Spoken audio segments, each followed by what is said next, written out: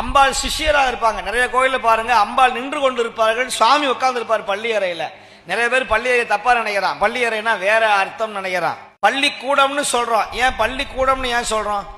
பள்ளிங்கிற வார்த்தை ஞானம் புகட்டுகிற இடத்துக்கு பேரு பள்ளின்னு பேரு. அந்த பள்ளியறை பூஜையில நீங்க திருநெல்வேலிக்கு போனா தெரியும், அங்க சுவாமி பல்லக்கில இருந்து வருவார், அம்பாள் அங்க இருப்பாங்க. உடனே அம்பாள் நின்று கொண்டு இருப்பார்கள், சுவாமி உட்கார்ந்து இருப்பார். நம்மால வேற வேற கற்பனை பண்றான், பள்ளியறைன்னா வேற வேற கற்பனை பண்றான். சுவாமி பாடம் சொல்லுகிற பொழுது அம்பிகை கேட்பார்களா, என்ன பாடம் சொல்றாரு அப்படின்னு கேட்கணும்.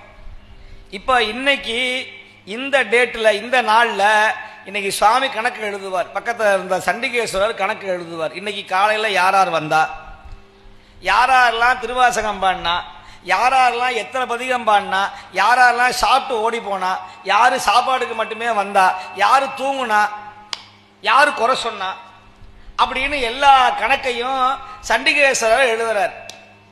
இந்த கணக்கு எங்க போகும் அப்படின்னா, இந்த கணக்கை எழுதி நேர இன்னம்பர் அப்படிங்கிற ஊருக்கு போய் சேரும். கும்பகோணம் பக்கத்தில் இருக்கிற இன்னம்பர் எழுத்தறியும் நாதர் கோயிலுக்கு போய் சேரும். இந்த லெஜர், இந்த பாவ கணக்கு லெஜர் இன்னம்பர்ல இருந்து இந்த அக்கௌண்ட்ஸ் எல்லாம் நேர சிதம்பரம் போகும்.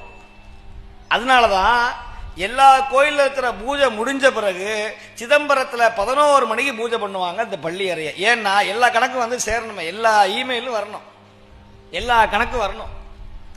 இந்த கணக்கை அங்கொருத்தர் இருப்பார், அந்த சுவாமி, அந்த சண்டிகேஸ்வரர் இந்த கணக்கை எழுதி பள்ளியர்களை போய் ஒப்படைப்பார். யார்கிட்ட? அம்பாள்கிட்ட.